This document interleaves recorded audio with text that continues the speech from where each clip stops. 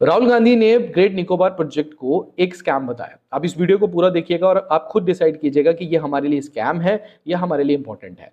देखिए, great of Nicobar में सरकार ने एक प्रोजेक्ट चलाया 90,000 करोड़ का और इसको डेवलप किया जा रहा है for the strategic point of view. State of Malacca का नाम आपने सुना होगा, स्टेट ऑफ हुर्मुज भी सुना होगा।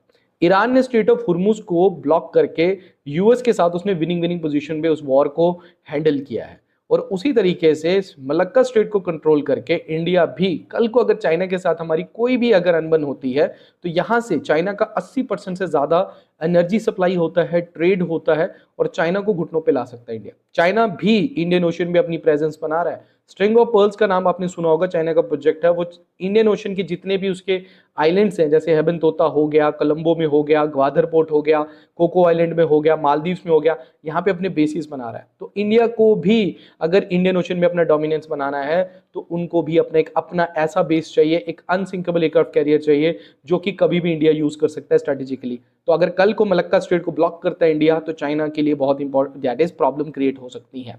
उसी तरीके से ये एक तरीके से इकोनॉमिकली भी बहुत जरूरी है हमारे लिए। इसको हम as a transhipment port, international transhipment port use कर सकते हैं। इंडिया को दुबई, सिंगापुर जैसी छोटी छोटी कंट्रीज में के लिए ऊपर जो है वो डिपेंड होना पड़ता है अपने कार्गो हैंडलिंग के लिए। तो अब इंडिया का खुद का अगर इस तरीके का पोर्ट होगा तो एक तो इंडिया दुनिया के लिए भी जो है वो एक इंटरनेशनल ट्रांसशिपमेंट पोर्ट बनेगा और अपने देश का कार्गो हैंडलिंग बहुत अच्छे से करे, जिससे करोड़ों रुपया जो है वो बचेगा।